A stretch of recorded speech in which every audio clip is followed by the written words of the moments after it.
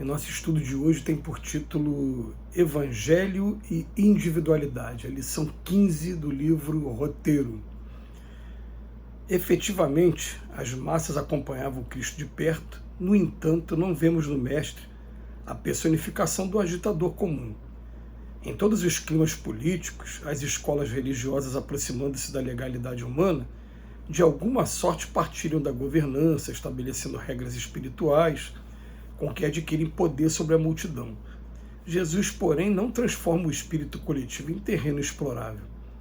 Proclamando as bem-aventuranças à turba do monte, não a induz para a violência a fim de assaltar o celeiro dos outros, multiplica ele mesmo o pão que a reconforte e a alimente.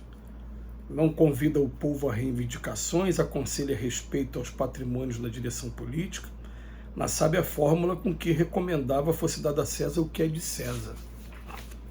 Muitos estudiosos do cristianismo pretendem identificar no Mestre Divino a personalidade do revolucionário, instigando seus contemporâneos à rebelião e à discórdia. Entretanto, em nenhuma passagem do seu ministério encontramos qualquer testemunho de indisciplina ou desespero diante da ordem constituída. Socorreu a turba sofredora e consolou-a. Não se mostrou interessado em libertar a comunidade das criaturas, cuja evolução até hoje ainda exige lutas acerbas e provações incessantes, mas ajudou o homem a libertar-se. Ao apóstolo exclama: vem e segue-me. A pecadora exorta: vai e não peques mais. Ao paralítico fala bondoso: ergue-te e anda. A mulher sirofenícia diz convincente: a tua fé te curou. Por toda parte vemos-lo interessado em levantar o espírito, buscando erigir o templo da responsabilidade que em cada consciência e o altar dos serviços aos semelhantes em cada coração.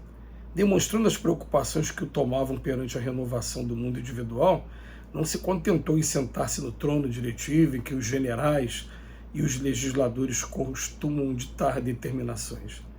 Desceu ele próprio ao seio do povo e entendeu-se pessoalmente com os velhos e os enfermos, com as mulheres e as crianças. Entreteve-se em dilatadas conversações com as criaturas transviadas e reconhecidamente infelizes. Tanto utiliza a bondade fraternal para com Madalena obsediada, quanto emprega a gentileza no trato com Zaqueu, o rico.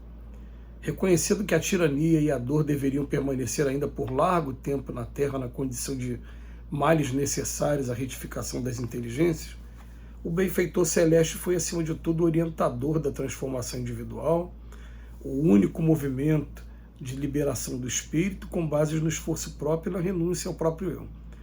Para isso lutou, amou, serviu e sofreu até a cruz, confirmando com o próprio sacrifício a sua doutrina de revolução interior, quando disse: e aquele que deseja fazer-se o maior no reino dos céus, seja no mundo o servidor de todos.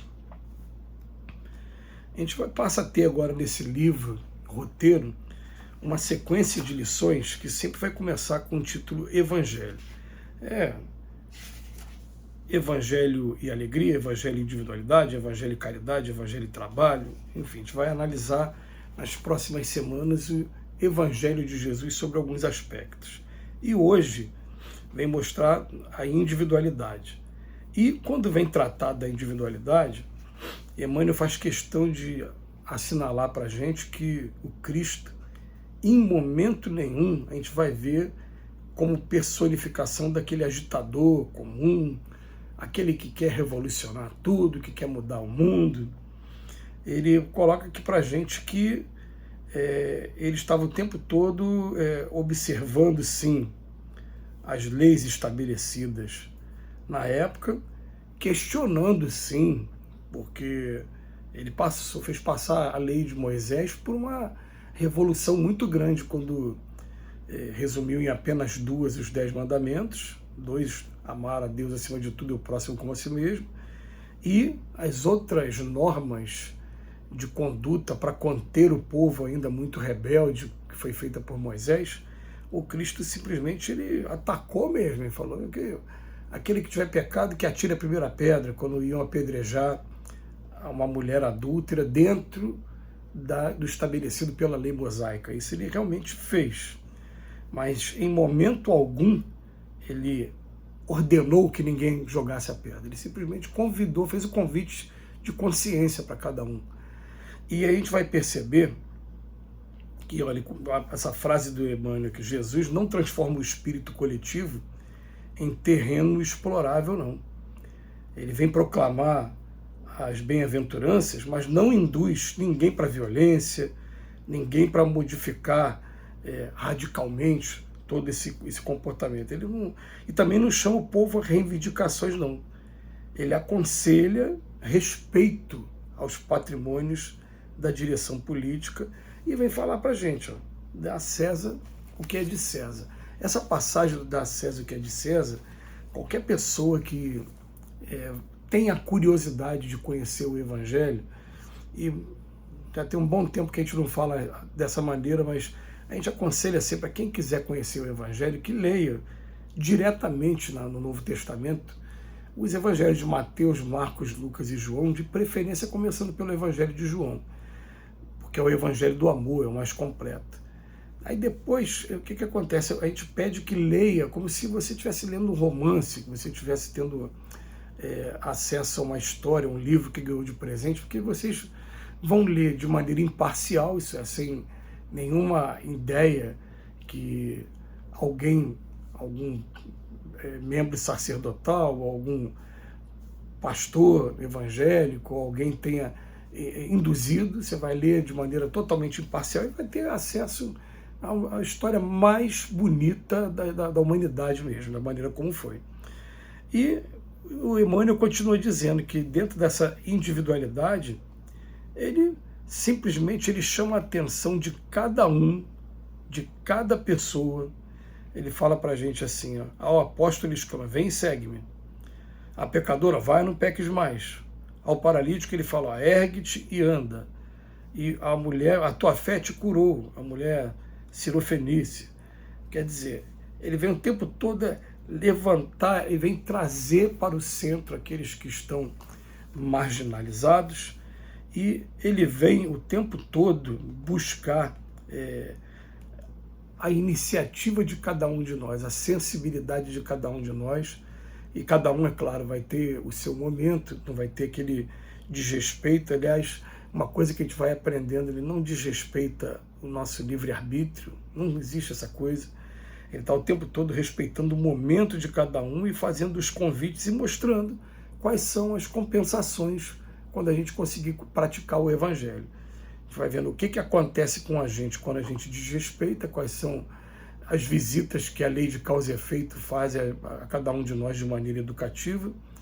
E é interessante que no penúltimo parágrafo, o Emmanuel faz uma colocação, ele fala assim, ó, reconhecendo que a tirania e a dor deveriam permanecer ainda por largo tempo na Terra, na condição de males necessários à retificação das inteligências, ele foi, acima de tudo, o orientador da transformação individual. Mas perceba uma coisa, ele reconheceu que aqui na Terra, por ser um mundo de expiações e provas, tem que ter o tirano, tem que ter a dor, tem que ter o dia e a noite, a saúde e a doença, tem que ter esses extremos para que a gente, dentro do processo educativo, a gente comece a entender qual o melhor caminho a tomar mesmo. É interessante, né? Se tira um espírito que está aqui agora e leva já para um mundo regenerado, ele simplesmente não vai ter a oportunidade de aprender, porque não vai ter o choque por lá, e provavelmente ele vai causar perturbação lá, porque se a gente aqui tem espinhos e fica convivendo igual o porco-espinho, tendo cuidado de não espetar ninguém, mas não ser espetado pelos outros, se a gente for para um lugar em que a gente é o único porco-espinho, a gente vai sair espetando todo mundo. Né? Então a gente precisa disciplinar cada uma dessas nossas virtudes, acabar com cada um desses nossos vícios, e por isso que a tirania e a dor ainda permanecem nesse mundo ainda por muito tempo como cenários que vão oferecer aprendizados valiosos para cada um de nós. E vai ter dia que, mesmo lamentando o comportamento de algumas pessoas, a gente vai simplesmente agradecer a essas pessoas como instrutores que foram de cada um de nós, porque foi o próprio Mestre que garantiu que bem-aventurado aqueles que têm sede de justiça, porque serão saciados.